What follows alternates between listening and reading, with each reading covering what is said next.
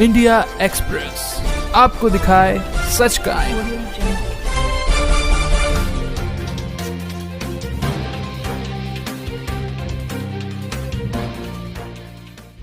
मेरे गुरु श्री राम जन्मभूमि अयोध्या धाम परम पूज्य नित्य गोपाल दास महाराज, दंडकारण्य में राम राम बोलना तो ये जन्मसिद्ध अधिकार है। और यहाँ के दारू पीने वाला आदमी भी राम राम तो बोलता ही है, लेकिन धर्म बताया तो ये आसाराम बापू, हम माँ पिता को प्रणाम नहीं करते थे, लेकिन जब बापू यहाँ आते थे तो बापू के माध्यम से हमने सीखा कि माँ बाप को भी प्रणाम किया जाता है। या हमने तो पहले ही कह दिया कि बापू जैसे कोई संत नहीं, भूतो न भविष्य थे।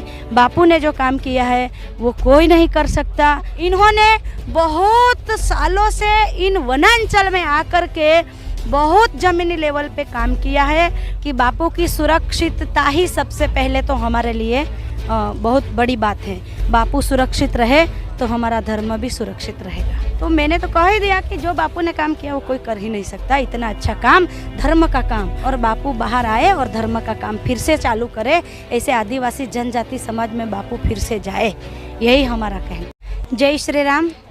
साध्वी यशोदा दीदी, वैदेही संस्कार धाम, शिवारी माड़ गाँव।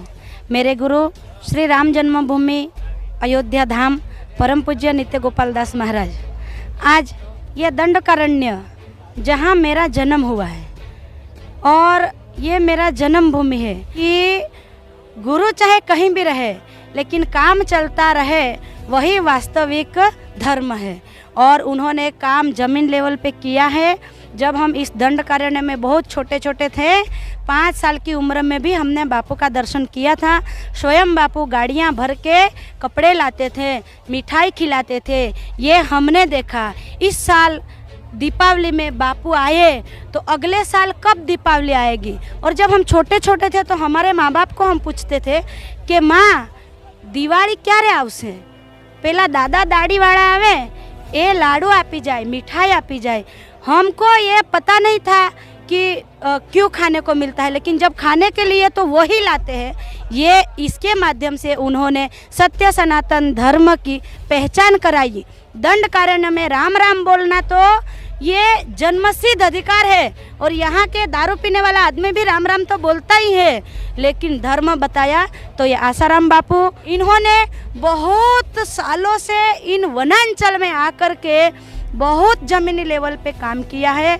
और उन्हीं में से आज हम भी ये दंडकारण्य ही नहीं अपितु 27 राज्य में जहाँ जहाँ जनजाति समाज रहता है वहाँ वहाँ जाके हम ये सत्य सनातन धर्म की बातें बताते हैं।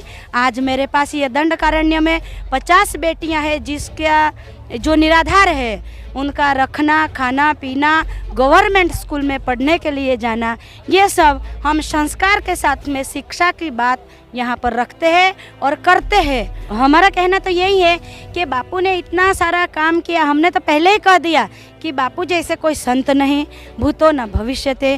बापू ने जो काम किया है वो कोई नहीं कर सकता। इतना अच्छा, इतना सुंदर, तो मैंने तो कह ही दिया कि जो बापू ने काम किया वो कोई कर ही नहीं सकता। इतना अच्छा काम, धर्म का काम।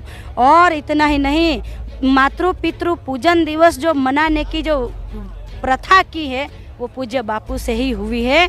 और आज हम माँ पिता को प्रणाम नहीं करते थे, हमारे से शुरू कर रहे हैं। हम माँ पिता को प्रणाम नहीं करते थे, लेकिन जब बापू यहाँ आते थे तो बापू के माध्यम से हमने सीखा कि माँ बाप को भी प्रणाम किया जाता है।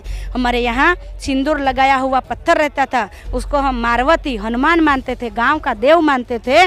पहले उन्हीं को प्रणाम करते थे, लेकिन मातृ पितृ पूजन के द्वारा माता पिता की पूजा करना, ये हमें बापू ने बताया। बापू ने इतने अच्छे संस्कार दिए, समाज को दिए, तो बापू का समाज में आना जरूरी है कि? बहुत जरूरी है। यदि बापू फिर से आ जाए तो बापू की वजह से और ये सत्य सनातन धर्म जो आज हम कहते हैं कि इधर उधर बट रही है हमारी भारत माता, तो हमें लगता है कि बापू वापस आ जाए तो ये भारत माता कटना और बटना बंद हो जाएगी, ये हमारा विश्वास। समाज की ओर से क्या मांग करना चाहोगे, सरकार से क्या कहना चाहोगे बापू के लिए?